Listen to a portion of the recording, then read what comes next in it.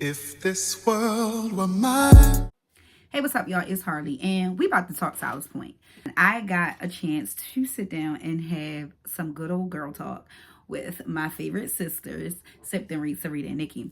So while we were in the midst of discussing the bits and pieces of Parachute that we could discuss without giving away the story, because no spoilers.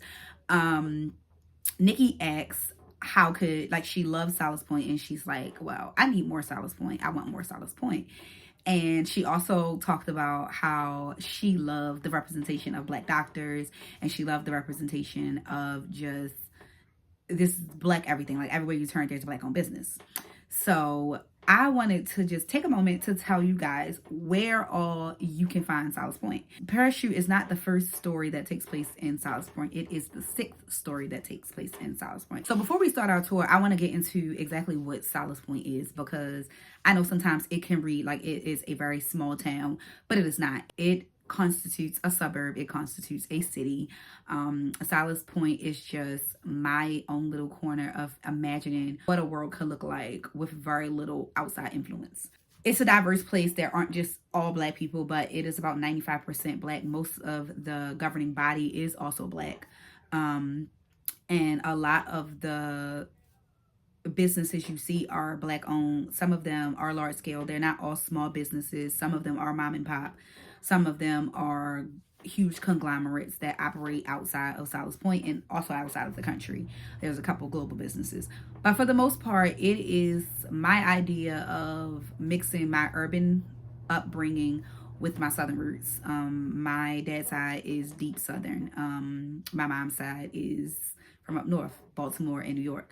So it was my way of blending all the multifaceted parts of my own family and imagine this place where, what if all of this existed in one space? What if I lived in an area where my land was cultivated, all zones. Like, I could plant and grow anything, because this land, it doesn't have a zone. It's an unlimited zone.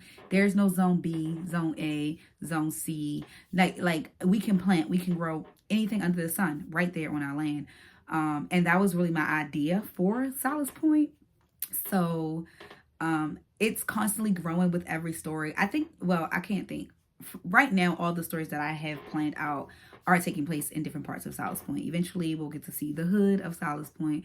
We'll get to see the gated communities of Solace Point. Right now, we've just been kind of in outskirts, edge of the town, Solace Point, and in downtown Solace, which we call the town square. So I'm excited for us to get into these other areas in Solace Point, because it really will show how vast the space of Solace Point is. It's not as small as we think in numbers or in land space and land area.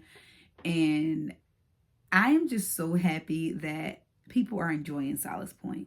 Solace Point is a place that I've resided in for a long time in my head. As a little girl, just always wondering what it would have been like to have all those great parts all the time.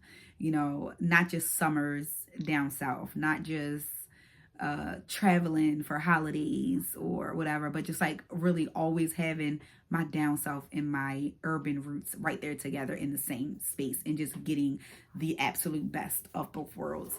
And I'm happy that other people are finding solace in Solace Point, for lack of better words. But watch the next couple of clips in this series, because it's going to give you a look into the characters of Solace Point, but also a look into what each story brings and what it highlights in Solace Point, just so you can see how vast it is.